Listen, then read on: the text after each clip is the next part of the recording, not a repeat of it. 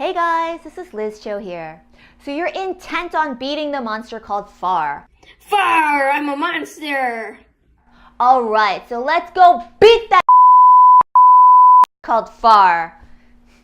In this video, I'm going to go over another of my proven methods for beating FAR, and by the end, you will be another step closer to passing. I'm your host, Liz Cho, and this is part 2 of beating FAR in a snap. Let's do this. Now, let's talk about another of my proven ways to beat FAR, my method for studying.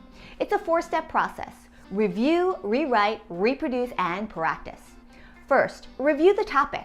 Take your FAR book and carefully read through the chapter on that topic. Highlight where needed. If there's anything you still don't understand, flag it and go back to it later.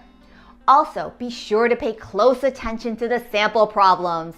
Don't walk away from the sample problem until you understand all the journal entries, meaning know how to calculate every number and know where all those numbers are coming from. Second, rewrite or retype the topic chapters into your own words. Yes, I said rewrite those chapters. Remember when you were in elementary school and you needed to memorize for a test? What did you do? You rewrote it over and over again. That's how you memorize.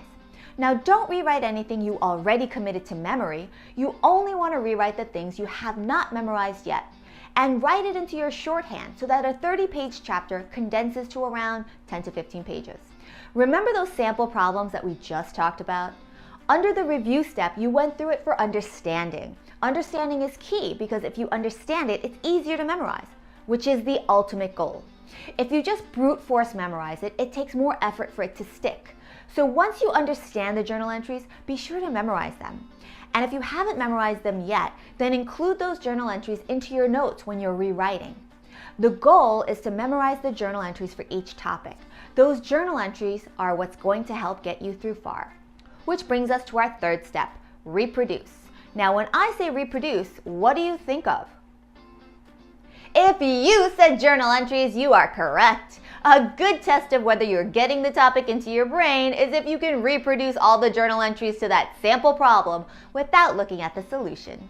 If you get that, it means you've memorized those entries and now you've got a good basis to build on for the topic. After you've gone through the 3 R's, review, rewrite, and reproduce, be sure to practice those multiple choice questions and simulations. Read through the explanations even if you got it right. And if you learn something new in the explanation, take the time to write it into those notes that you rewrote under step 2.